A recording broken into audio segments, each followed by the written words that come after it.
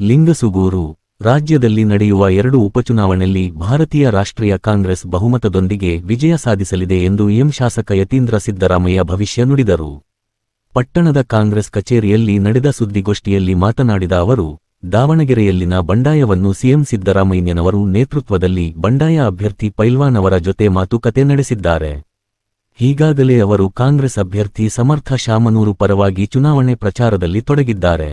ವಿಜಯ ನಮ್ಮದೇ ಎಂದು ಭರವಸೆ ವ್ಯಕ್ತಪಡಿಸಿದರು.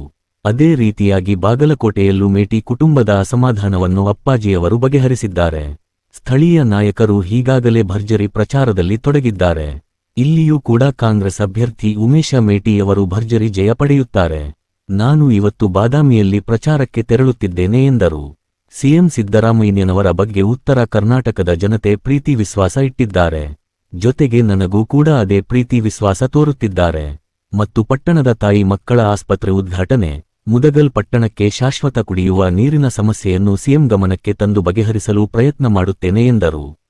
ರಾಜ್ಯದಲ್ಲಿ ನಾಯಕತ್ವ ಬದಲಾವಣೆಯ ಬಗ್ಗೆ ಹೈಕಮಾಂಡ್ ನಿರ್ಧಾರ ಮಾಡುತ್ತೆ. ಎಲ್ಲಾ ನಾಯಕರು ಒಗ್ಗಟ್ಟಿನಿಂದ ಚುನಾವಣೆ ಪ್ರಚಾರ ಮಾಡಿ 2 ಉಪಚುನಾವಣೆಯಲ್ಲಿ ಕಾಂಗ್ರೆಸ್ ಜಯಭೇರಿ ಬಾರಿಸಲಿದೆ ಎಂದು ವಿಶ್ವಾಸ ವ್ಯಕ್ತಪಡಿಸಿದರು.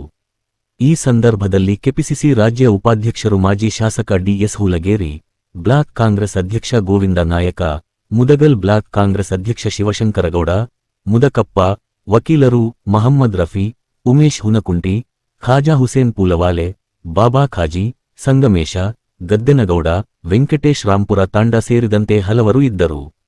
ಗದಗ ನಂಬರ್ 1